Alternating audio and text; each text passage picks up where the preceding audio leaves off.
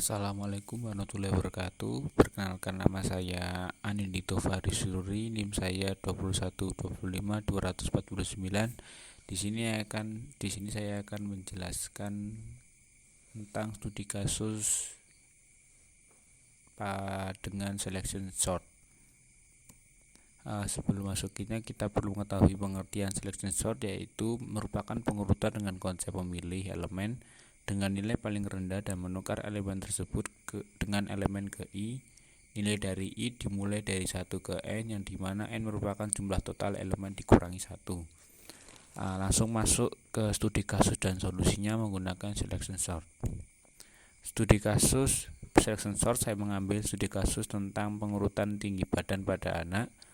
Permasalahannya pada kasus ini saat menginputkan nilai data masih sering acak dan tidak dapat diketahui nilai tertinggi dan terendahnya. Jadi jika suatu waktu kita membutuhkan data yang dimana perlu mengetahui nilai terendah atau tertingginya, maka membutuhkan waktu untuk mencarinya atau masih manual. Karena dengan solusinya solusi dengan pengurutan selection sort dapat mengetahui urutan nilai tertinggi atau terendah tinggi badan yang telah diinputkan, walaupun inputan data yang sangat acak tidak beraturan nantinya akan diproses dan ditampilkan hasil urutan sesuai dengan keinginan kita. Bisa diurutkan nilai terendah ke tertinggi atau sebaliknya. Algoritma pada solusi ini yang pada studi kasus kali ini saya menggunakan pengurutan, misal kita menggunakan pengurutan nilai terendah ke tertinggi. Yang pertama, memasukkan data tinggi badan yang acak dan sesuai dengan jumlah data yang kita inginkan.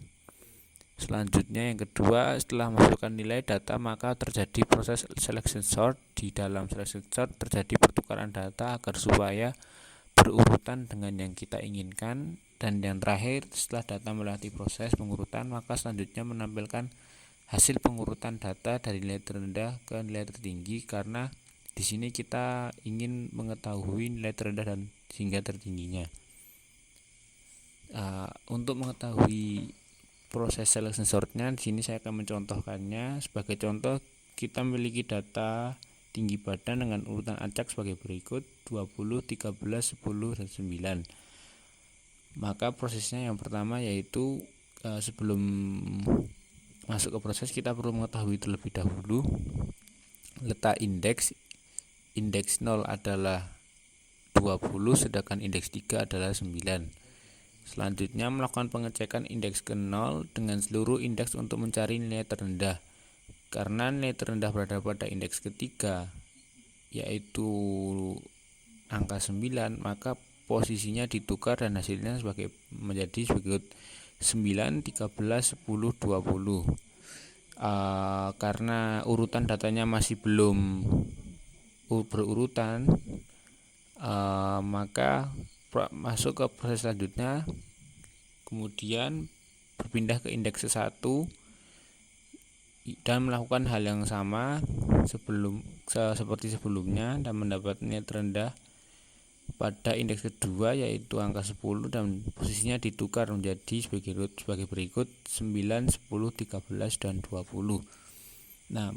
Proses selanjutnya, karena posisinya sudah berurutan, maka prosesnya selesai.